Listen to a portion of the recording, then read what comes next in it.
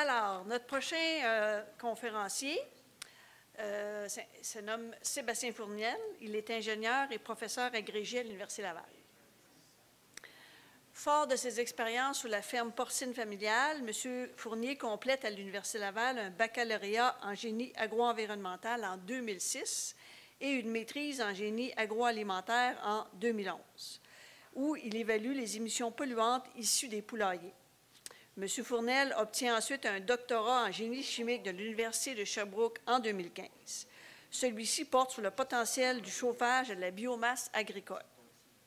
Il réalise 2 stages postdoctoraux entre 2015 et 2018 au Centre Eau, Terre et Environnement de l'Institut national de la recherche scientifique et au département de sciences animales de l'Université Laval, où il contribue à l'adaptation des élevages québécois au bien-être animal, au changement climatique et à l'agriculture de précision.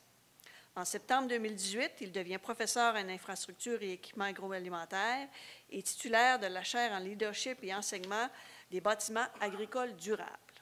Depuis, il s'intéresse à la naturalisation et à la décarbonation des systèmes de production animale. M. Fournel a intitulé sa conférence « Stratégie de réduction des émissions de GES en lien avec la gestion des influents ». M. Fournel, à vous la parole. Le pointeur est resté là. Parfait. Merci, Nathalie. Tu m'as un peu rebaptisé au début, tu m'as appelé Fournier, n'est-ce pas? Pas bien grave. Donc, bonjour tout le monde. Donc, on ne s'est pas vu depuis ce matin. Là. Si vous avez regardé un peu le programme, j'ai présenté 2 fois dans l'atelier Port. Donc là, c'est ma troisième fois, donc vous êtes chanceux, je devrais être rendu bon aujourd'hui pour présenter justement sur la gestion des fumiers en production bovine. Donc, mon objectif aujourd'hui, j'espère que vous m'entendez bien, là, le micro bouge beaucoup. Là. Donc, c'est de détailler un peu les pratiques ou en fait les équipements qui seraient disponibles pour vous pour essayer justement, ou de la gestion des fumiers, de pouvoir réduire vos émissions de gaz à effet de serre. Mais avant d'aller dans le vif du sujet, un bref survol plus des aspects théoriques s'impose, mais je pense que Fanny a un peu survolé ces aspects-là avant moi. J'ai un peu manqué ce bout-là comme je présentais dans l'autre atelier. Mais l'idée, principalement, on a 3 gaz, CO2, CH4, N2O, qu'on va évaluer en termes de CO2 équivalent en multipliant cette quantité-là en kilogrammes, en tonnes, fois leur potentiel de réchauffement climatique. Donc, je ne m'attarderai pas là-dessus, mais plus sur les mécanismes de formation. Évidemment, c'est très connu pour le CO2. Donc, quand on brûle du carburant, que ce soit dans les tracteurs ou au niveau du chauffage des bâtiments, donc si on brûle, par exemple, ici, du propane, bien évidemment, ça produit du CO2 et de la vapeur d'eau. Donc, équation stoichiométrique chimique, très connue.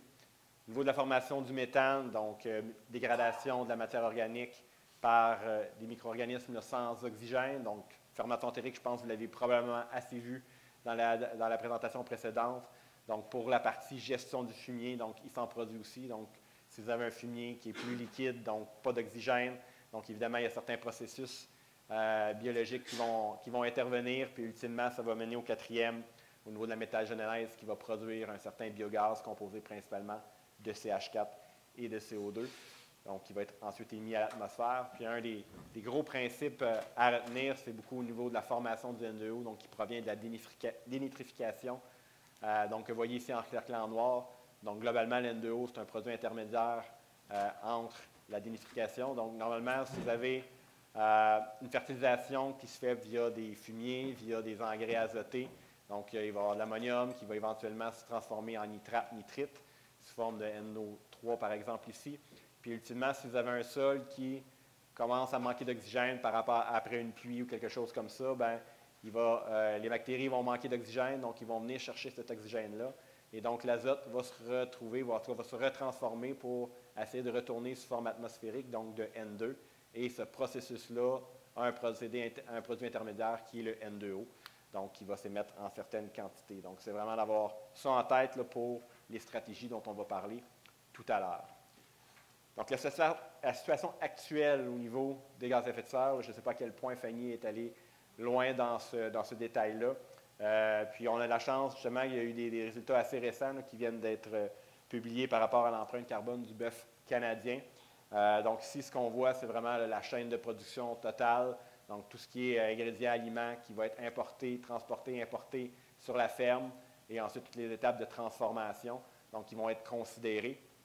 Mais quand on regarde principalement au niveau de l'empreinte carbone, donc il y a différents indicateurs environnementaux qui peuvent être utilisés, mais si on regarde vraiment le bilan carbone, on voit que la bande bleue, là, ici, est super importante, là, plus de 80 bien ça, c'est vraiment la partie reliée à l'élevage, donc vraiment alimentation, animaux, vraiment ce qui se passe à la ferme. Donc, on parle ici principalement là, des fermes de l'Est du Canada.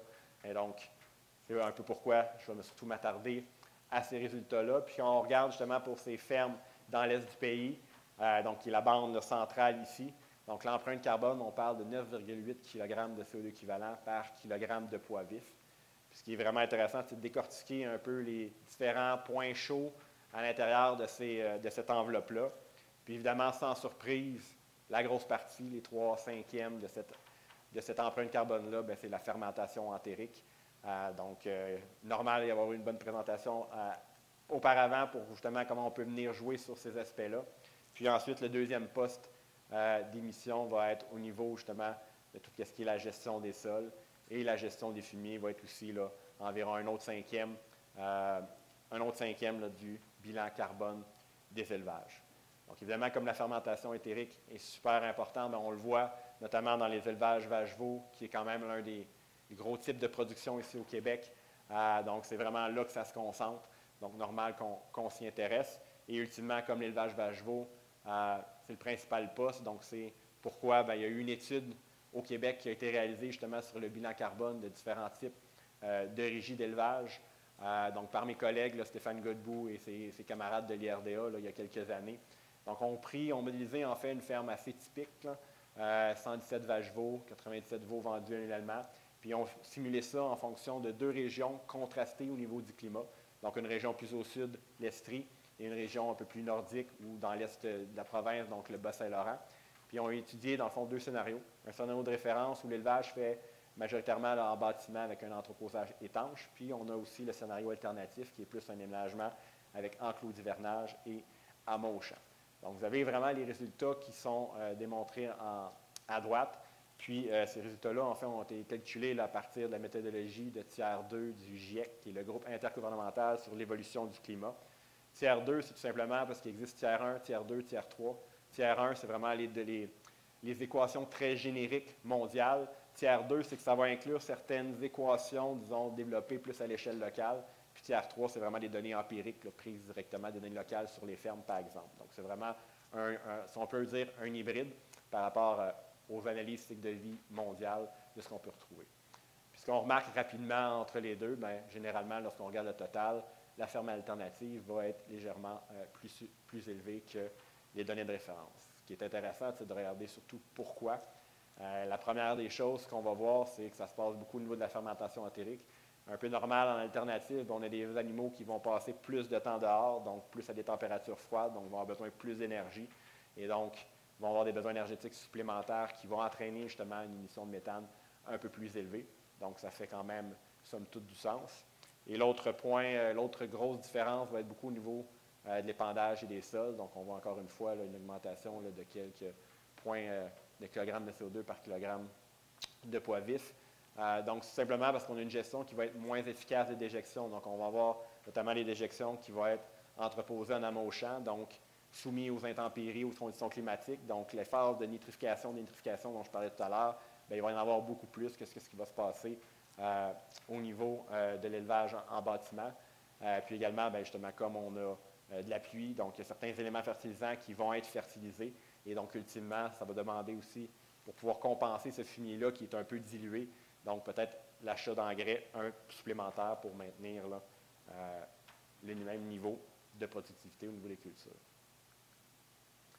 Donc, quelles sont les améliorations possibles qu'on peut faire dans ces types d'élevage-là? Donc, l'IRDA a ensuite modélisé ce qu'on va appeler un enclos, une stratégie d'alternative améliorée, donc un enclos d'hivernage amélioré avec différentes stratégies. Puis l'idée ici, ça va être notamment d'instaurer quelque chose qu'on appelle la biofiltration en aval des enclos, donc d'essayer de récupérer l'ensemble des eaux de ruissellement qui proviennent de la partie enclos d'hivernage, puis vraiment de l'accumuler dans un système, dans un genre de bassin, où on va ensuite réutiliser cette eau-là pour la redistribuer dans les bandes végétatives filtrantes lors de la saison estivale pour s'assurer que les plantes sont bien capables de capter les éléments nutritifs. Donc, ce faisant, bien, on le voit, on est en mesure de mieux retenir les éléments comme l'azote, le phosphore, et donc ça a un aspect de réduction par rapport au scénario alternatif. Donc, on voit une certaine baisse, donc qui nous permet de rapprocher un peu du scénario de référence. Donc, c'est une des options. L'autre option qu'on a testée dans un autre projet, donc c'était beaucoup de couvrir l'aire d'alimentation. Donc, généralement, les animaux, bien, ça défecte quand ça mange. Donc, si on est capable de couvrir cette aire-là pour empêcher le contact entre les précipitations et le fumier, bien, on est peut-être capable d'aller chercher un peu le même genre de réduction. Ça n'a pas été mesuré là, avec la modélisation, mais c'est l'autre alternative qui pourrait permettre une réduction selon le même principe là, au niveau meilleure gestion des éléments nutritifs. L'autre aspect, gestion des fumiers sur lequel on peut travailler. Donc, lorsqu'on regarde les études ou on fait les analyses au niveau canadien du type des possibilités de traitement de gestion des fumiers en production bovine, donc on en a plusieurs, l'aération, l'ajout d'additifs, la filtration, compostage, séchage. Mais toutes ces méthodes-là, généralement, vont avoir comme principal avantage de pouvoir aller jouer sur la teneur en eau, donc d'assécher le fumier. Et cet assèchement-là de fumier va entraîner des conditions moins anaérobies. Donc, qui dit moins anaérobie, plus d'oxygène, donc moins d'émissions de méthane. Puis, autre élément aussi sur lequel ça va jouer, donc si on a moins d'eau, bien, lorsqu'on vient pour aller étendre ce fumier-là, donc on transporte moins d'eau et donc on va brûler moins de carburant. Donc, au niveau des coûts d'épandage, on va aussi avoir un certain gain. Puis, il y a aussi évidemment l'avantage des odeurs. Puis, parmi toutes ces techniques-là, donc celle qui est la plus employée, c'est celle du compostage, donc qui est probablement aussi la plus connue. Puis, les avantages du compostage, outre ce qu'on vient de mentionner, bien, c'est beaucoup le fait que cette perte d'eau-là va entraîner aussi un fumier qui va être plus concentré, donc qui va permettre de retenir bien, plus d'éléments fertilisants comme l'azote, phosphore, zinc, cuivre, que le fumier frais. Donc, on transporte moins d'eau, puis on a quelque chose de beaucoup plus concentré et qui est aussi plus disponible pour les plantes. Donc, au niveau de l'efficacité, normalement, ça nous permet aussi d'avoir des gains, puis de peut-être avoir de moins compensé par l'achat d'engrais extérieurs. Autre élément sur lequel on peut venir jouer, c'est beaucoup au niveau de la couverture de fosse, donc de couvrir les fumiers.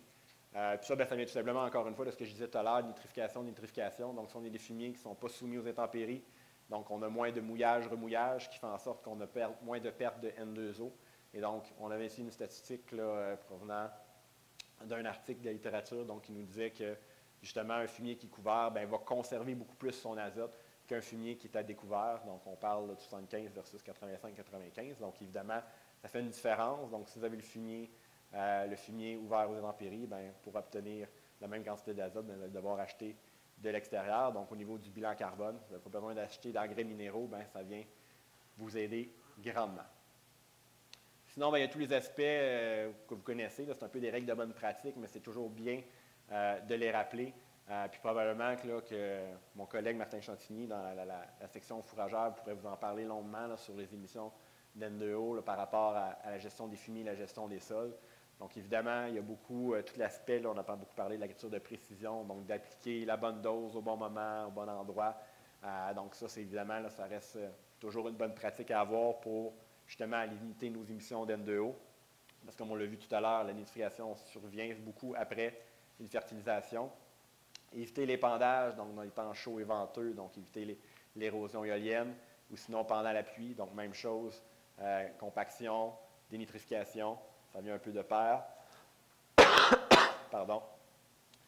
Puis la même chose, éviter l'épandage en fin d'automne pour éviter les pertes d'azote dans les conditions humides du printemps. Donc, si vous appliquez à la fin de l'automne de l'azote, il va rester au champ tout l'hiver, mais lorsque ça va se mettre à dégeler, bien là, vous allez avoir une volatilisation sous forme de N2O qui va se faire inévitablement. Donc, c'est le genre de bonnes pratiques à bien adopter pour s'assurer justement de ne pas avoir des émissions excessives de N2O. Puis, comme son potentiel de réchauffement climatique est 265 fois supérieur au CO2, donc même des petites quantités bien, peuvent avoir un impact super important là, sur votre bilan carbone. Un point qu'on oublie souvent, c'est au niveau de l'épandage.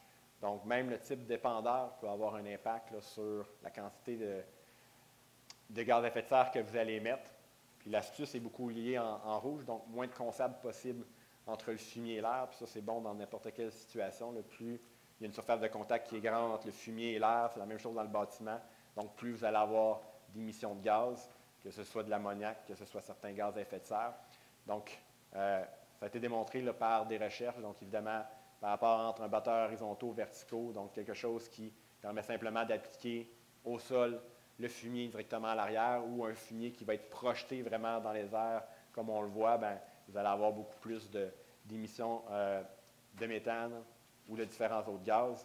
Donc, on a eu un projet qui s'est terminé l'année dernière avec l'IRDA, justement, où on a testé 5 ou 6 types de différents fumiers avec 5 ou 6 types d'épandeurs avec ou sans incorporation.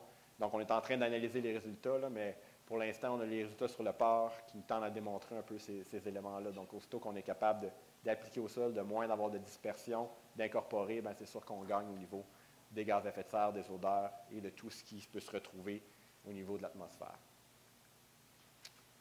Donc, je viens d'en glisser un mot au niveau de l'incorporation dans le sol. Donc, c'est assez bien connu dans le domaine de la gestion liquide, moins au niveau de la gestion solide.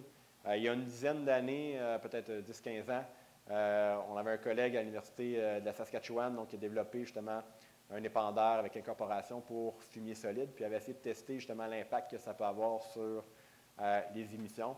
Les résultats que vous voyez à droite ne sont pas nécessairement là, très concluants par rapport à injection, sans injection, donc ça peut être, il y a différents aspects qui peuvent entrer en ligne de compte, puis c'est sûr que c'était un prototype, donc ce n'était pas optimisé. Mais globalement, on s'attendrait à des baisses d'émissions. On voit quand même qu'avec le fumier solide, c'était quand même pas si loin au niveau incorporation versus incorporation. Donc, encore de la recherche à faire dans ce domaine-là. Puis, justement, on a testé une version améliorée de ces épandeurs-là dans l'ancien projet. Donc, on a hâte de voir les résultats finaux, mais ça peut demeurer là, une technique qui est quand même assez reconnue à l'échelle internationale. Maintenant, je vais parler un peu des différentes méthodes où est-ce qu'on peut aller jouer. Donc, allons voir maintenant qu'est-ce que ça donne concrètement là, au niveau des bilans. Puis, je vous avertis tout de suite, c'est sûr que j'aurais aimé vous présenter des résultats sur la production bovine, mais ça va être surtout des simulations par rapport à la production laitière sur lesquelles j'ai travaillé dans les dernières années. Pour la production bovine, c'est peut-être des choses qui s'en viennent dans les prochaines années là, avec le laboratoire vivant Racines d'avenir de l'UPA, où on s'attend à être capable probablement de faire quelques simulations sur des fermes bovines, donc on aura peut-être des résultats similaires. Mais quand même, la simulation va nous permettre quand même de vous donner une idée de l'ordre de grandeur des réductions qui peuvent être attendues pour un animal qui est quand même là, similaire. Donc, ce que vous avez ici, on a utilisé le modèle N-Cycle, qui est quand même un modèle plus académique, disons qu'on utilise là, entre l'Université du Wisconsin et l'Université Laval, donc qui permet de modéliser justement l'ensemble des flux sur une ferme. Donc, vous avez différents types d'animaux, donc début, fin lactation, des veaux, des génisses, des vaches taries, des fumiers qui peuvent être solides, liquides, différents types de champs qui vont être plus ou moins loin de la ferme, donc qui vont demander plus ou moins de carburant, avec différents types d'aliments produits. Évidemment, on considère tout ce qui rentre comme fertilisant aliments. On regarde aussi tout ce qui est vendu, le lait, les animaux, les cultures. On fait des bilans environnementaux, donc azote, phosphore, production de GS. Puis on a aussi l'aspect économique. Donc le modèle est fait pour optimiser ce bénéfice net-là en faisant l'allocation des fumiers sur les champs, en faisant des choix de rotation optimum, puis des rations aussi optimum pour essayer d'optimiser notre bilan net. Donc, vous allez avoir autant le côté économique que l'aspect environnemental dans les différentes simulations. Ce qu'on a fait, c'est un peu comme on l'avait vu là, pour l'étude de l'IRDA, donc travailler avec un scénario de ferme assez représentative, 95 vaches, dans 2 régions contrastées. Donc, une en Montérégie, Bas-Saint-Laurent. Donc, l'idée, c'est d'avoir une ferme avec maïs-grain, l'autre sans maïs-grain. Puis, au-delà de tester le scénario de base, bien, on a regardé qu'est-ce qui se passait si on incorporait des stratégies de gestion des fumiers. Donc, soit le compostage au niveau des fermes en gestion solide, couverture de fosses et l'incorporation. Donc, voici les résultats globaux. On va surtout commencer par comparer qu'est-ce qui s'est passé entre les différentes régions. Donc, évidemment, lorsqu'on regarde le bénéfice net entre la Montérégie et Bas-Saint-Laurent, bien à l'avantage de la Montérégie, c'est un peu normal, ils vont pouvoir cultiver des cultures qui vont être revendues avec une certaine valeur, donc maïs, grain, soya, blé, donc normal d'avoir un bénéfice net qui est un peu plus élevé. Par contre, le fait de cultiver ce type de culture-là va amener aussi des besoins plus importants en azote. Donc, importation d'engrais azotés beaucoup plus importante. Donc, un peu normal d'avoir un bilan. Le bilan d'azote, dans le fond, c'est un peu l'accumulation à la ferme, donc un peu plus élevé que dans le Bas-Saint-Laurent. Et également, donc, quantité plus importante de fertilisants et également d'aliments importés, donc vont beaucoup plus vendre des aliments, des ingrédients que, donc, en revanche, vont devoir en importer. Et donc, ça fait en sorte qu'au niveau du bilan, malheureusement, il est souvent plus élevé que dans le Bas-Saint-Laurent, où on n'a pas nécessairement de maïs grain. Donc, ça, c'est vraiment pour les niveaux de base et ce que ça a l'impact au niveau des GS. Maintenant, regardons si on incorpore des stratégies de gestion du fumier, en commençant par le compostage. Donc, au niveau des bénéfices nets, dans les deux fermes, on perd 1 sou par kilogramme de lait. Donc, ça paraît peu, là, mais pour des fermes qui sont près à près d'1 million de kilogrammes de lait, là, donc ça peut représenter quand même là, 10 000 là, pour une année. Donc, 1 sou de perte. Donc, ce qui est un peu normal. Donc, le compostage amène des opérations mécaniques supplémentaires. Donc, le retournement des andins, donc brûle plus de carburant. Donc, on a une certaine perte au niveau du bénéfice économique. Ensuite, lorsqu'on regarde au niveau du bilan d'azote, donc on voit que les bilans d'azote augmentent. C'est un peu normal. On a plus de pertes par volatilisation. Donc, lors de l'opération de compostage, ça génère de l'ammoniac. Donc, cet ammoniac-là qui est du NH3, donc perte d'azote. Et donc, notre fumier, entre guillemets, va contenir moins d'azote à ce moment-là. Donc, on va devoir en apporter un peu plus de fertilisants sous forme azotée. Donc, notre bilan est un peu moindre. Par contre, c'est au niveau du bilan de gaz à effet de serre où là, on va avoir une certaine diminution. Parce que, oui, on va perdre peut-être un peu plus d'azote, mais on va perdre beaucoup moins de méthane et un peu moins d'N2O, donc entreposage et épandage. Donc, au niveau du bilan global total, ça nous permet une certaine baisse de réduction là, de l'ordre de 5 % si je me souviens bien. Donc, ça, c'est une des méthodes. Deuxième méthode, la couverture de fosse. Donc, qu'est-ce qui se passe à ce moment-là? Puis, des résultats assez intéressants, on s'est rendu compte, c'est qu'au niveau du bénéfice net, c'est plus payant d'avoir la couverture de fosse que de ne pas l'avoir du tout. Donc là, ça nous a un peu surpris. Quand même, ça a un coût au niveau de l'installation de ce système-là. Mais ce qu'on s'est rendu compte, c'est que les avantages de l'avoir nous amènent des bénéfices économiques plus loin dans la chaîne de gestion des fumiers. Donc, en premier temps, bien évidemment, comme je l'ai dit tout à l'heure, on n'accumule pas de précipitation. Donc, ça nous permet de diminuer les coûts d'épandage de presque 30 %, étant donné qu'on a moins de volume. Donc, ça, c'est un des aspects. Également, on a un fumier qui va être moins dilué, donc plus riche, donc moins d'émissions d'ammoniac au niveau de l'entreposage. Donc, l'azote reste dans le fumier. Ça fait en sorte qu'on a besoin de moins en acheter pour conserver nos mêmes niveaux de productivité. Donc, on a un bilan d'azote qui va être bien meilleur. Et aussi, comme on a besoin d'intégrer moins de fertilisants, bien, on a moins de dénitrification au niveau du champ. Puis ça, bien, c'est l'élément majeur qui fait en sorte que la réduction là, atteint pratiquement le 25 % au niveau des gaz à effet de serre. Donc ça, c'est un des résultats là, les plus importants qu'on a obtenus dans cette recherche-là. Donc, on a un impact positif environnemental, puis ce qu'on ne s'attendait pas, bien, c'est même au niveau économique, on a un gain à ce niveau-là, étant donné les bénéfices cachés tout le long de la chaîne. Pour ce qui est de l'incorporation, donc un peu comme le compostage, baisse du bénéfice net d'1 sou, étant donné des coûts de manutention un peu supérieurs. Donc souvent, ça peut demander même un second passage, donc un peu normal de brûler plus de carburant. Au niveau du bilan d'azote, donc meilleure utilisation de l'azote par les plantes, donc moins d'achat de fertilisants, donc on voit une légère baisse à ce niveau-là. Et ultimement, bien, on a aussi, comme on achète moins de fertilisants, bien, moins de CO2 dû au transport des fertilisants, et aussi moins de N2O direct et indirect, donc dénitrification. Donc, encore une fois, un léger gain d'environ 4-5 % pour l'incorporation. Donc, ça, c'est vraiment des résultats là, pour ferme laitière, mais ça vous donne quand même un ordre de grandeur auquel on peut s'attendre dans le cadre de ces différentes techniques-là. Donc, en conclusion, si vous désirez réduire les GS par la gestion du fumier, ce que vous avez à retenir, c'est beaucoup de travailler sur l'azote, notamment en limitant le lessivage, donc ne laissant pas le fumier ouvert, soumis aux intempéries, donc limiter la dénitrification si vous êtes en enclos hivernal, donc traiter les eaux de ruissellement.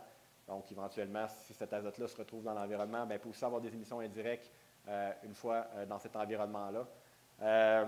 Couvrir, composter le fumier, donc on l'a vu, ça a quand même un impact plus ou moins importants là, sur les réductions.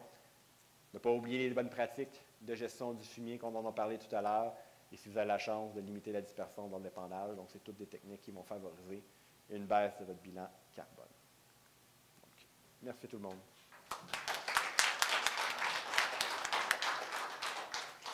Ben, bravo Sébastien, tu as fini avant le temps. Tant mieux. Plus de temps pour les questions. Oui, on serait prêt pour les questions. Je pense qu'il y en a une déjà.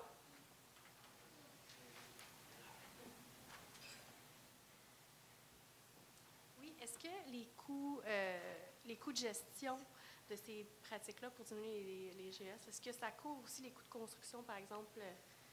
Ça couvre tout ça? OK, parfait. Oui, ça a été tenu compte dans l'analyse. Donc, c'est pas. C'est ça, là, vous avez une vue d'ensemble, mais oui, tous les coûts fixes, variables, tout ça, c'est tenu compte. Donc, c'est ajouté. Donc, lorsqu'on parlait, je n'ai pas présenté les résultats, mais on a aussi testé, par exemple, la séparation solide-liquide des fumiers. Puis là, ben, ça impliquait évidemment les équipements, des annexes. Donc, ça, tous ces coûts-là avaient tenu compte. Donc, évidemment, s'il y a des besoins d'équipements supplémentaires, nous, la couverture de fosse, ben, en fonction du volume attendu pour ce type d'élevage-là de 95 vaches, donc, on a essayé de dire, bon, ça nous prend tel volume de fosse, donc ça va avoir tel coût en fonction du mètre cube à entreposer. Donc, okay. Oui, ça a été tenu compte. Là. Super. Bien, merci beaucoup.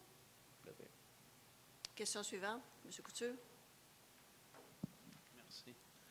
Je vais continuer dans le même sens. Ma question, c'était une fausse gestion liquide, gestion solide, un peu des deux, pour les 95 vaches? Là, je me rappelle, là, c'était... Parce qu'on l'a fait pour la gestion liquide et solide. Pour la couverture, on l'a fait pour les deux. Là, ça, je pense que ça, c'était les résultats pour la gestion solide. C'est bon. Ici, ouais. Il me semble que j'ai juste ramené. Là. Si vous allez dans la publication originale, là, vous allez avoir tous les résultats liquides versus solides. C'est bon. Parce que je suis intrigué dans la question de la gestion liquide. Là, bien, des modèles qui ont été explorés, mais des modèles durables de fausses, métal, toile, peu importe. J'aurais aimé savoir ton coût et ton amortissement à la fin. C'est une question peut-être plus pratique à la fin. Oui, c'est ça. Là. Je ne veux pas les détails. Je ne me rappelle plus exactement c'était quel coût qui a été considéré. Là, ça a été ramené beaucoup en fonction de la DIRTA, là, mais c'est pas moi l'agroéconomiste dans l'équipe. Donc, c'est moins mon domaine. Là. Allez-y, madame. Moi, j'avais une question concernant le procédé de séparation du lisier au niveau de la partie solide-liquide. Est-ce que, je ne suis pas certaine, puis je ne suis pas convaincue qu'économiquement, c'est viable pour une entreprise d'avoir ce système-là, mais au niveau des GES, y a-t-il quelque chose que tu as lu là-dessus ou tu as travaillé? Oui, bien là, ça, je n'ai pas présenté dans le cadre de cette présentation-là, mais les résultats, si vous allez voir l'article complet, vont être là.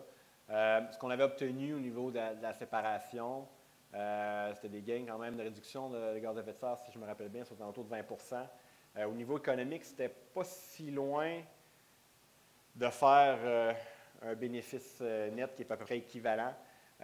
L'histoire, c'est toujours une question justement de la gestion des fertilisants. Puis l'idée, c'est toujours ultimement ce qu'on voyait dans la littérature beaucoup, puis ce qui se tendait, puis ce qu'on n'a pas voulu implanter dans le modèle. Mais c'est les gains au niveau du bien-être. Donc, généralement, ce qu'on voit dans la littérature, par exemple, par rapport au sable, donc litière de sable très épaisse, va améliorer la productivité, donc d'avoir des gains d'à peu près 10 au niveau de la production de lait. Donc, il y a des études qui tendent à dire la même chose du fumier, la litière de fumier recyclé. Par contre, on ne l'a pas tenu compte. Donc, si on le tenait compte, probablement qu'on passerait du côté positif au niveau du bénéfice net. Mais globalement, les avantages de la séparation liquide solide, ben, c'est tu récupères ta partie solide comme fumier, donc tu n'as pas besoin d'importer de matière de litière de l'extérieur. Autrement, c'est aussi toute la gestion de la séparation des phases. Donc, tu viens de limiter beaucoup tes émissions. Donc, ton azote reste dans le liquide, le phosphore s'en va dans le solide. Donc, tu as aussi beaucoup moins d'émissions, tout ce qui est le fumier, le méthane provenant de la partie solide, donc qui vient de diminuer. Puis aussi, ben, tu viens de beaucoup diminuer lors de l'épandage. Donc, tu enlèves toute la partie solide, donc tu épands un fumier liquide, mais qui est beaucoup plus enrichi en azote. Donc, tu as moins aussi de matière, donc moins de carburant. Tu as un fumier aussi qui est plus concentré en azote, donc qui te permet d'acheter moins de fertilisants azotés encore une fois. Donc, il y avait quand même plusieurs bénéfices qui t'amenaient des impacts, en tout cas au niveau économique, qui venaient rembourser l'intérêt des équipements que tu dois acheter supplémentaires, là. Puis encore là, bien, comme je l'ai dit, ça ne sous-entend pas nécessairement le bien-être animal qui peut être amélioré là, par ce type de litière-là. Donc, si éventuellement on réussit à prouver cela, bien, on va être capable d'avoir ce petit gain-là aussi qui pourrait venir faire en sorte qu'on aurait un bénéfice net amélioré avec ce type de pratique-là. Le compostage, il réduit la quantité de fumier.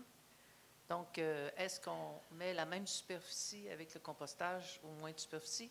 Si on fait moins de superficie, c'est qu'il faut ajouter de l'azote pour les autres superficies. Bien, ça, on enlève beaucoup d'eau, donc il y en a un peu moins, mais le compost est aussi plus concentré normalement en azote. Donc, généralement, c'est une question, là, je ne suis pas agronome, là, mais l'idée, c'est une question de... Bien, il y a moins de superficie d'épandage. Ben, en fait, ce Ouais, qu'il mais il est dit, c'est plus que concentré. si c'est plus concentré, tu vas en Tu as mettre besoin d'en moins moins appliqué par c'est ça. superficie, fait que tu vas probablement utiliser presque à peu près la même C'est superficie. ça, parce que là, il faut savoir si à la grandeur de la ferme, c'est économique ou pas. C'est ça. Puis là, c'est sûr que dans le cas du compostage que vous faites ici, c'est un vrai compostage. là. Parce que, tu sais, là, nous autres, nos producteurs, ils nous disent qu'ils compostent, c'est pas du vrai compost, là. Je veux juste vous C'est dire ça, ça, hein. là. Oui, c'est ça. Il On ne faut pas parle perdre de- de l'azote. C'est Fait ça. qu'il faut que ça soit composté sur des plaques de ciment, Comment ça a été fait? Ouais, ben, il y a plusieurs méthodes. Là. Ce qu'on a regardé, c'était beaucoup plus une méthode très traditionnelle là, où on voit vraiment là, des andins en champ qui sont retournés mécaniquement. Là. Mais tu sais, il existe des composteurs rotatifs, il y a mais différentes méthodes. Là, mais, Et quand tu retournes ton compost, habituellement, il perd de l'azote dans l'air. Est-ce qu'on a perdu de l'azote à quelque part là, dans tout ça? ça, c'est sûr. C'est sûr qu'on Ça fait le que- perd sous forme d'ammoniac. C'est juste qu'on ne le perd pas C'est sous ça. forme. De En fait, NO.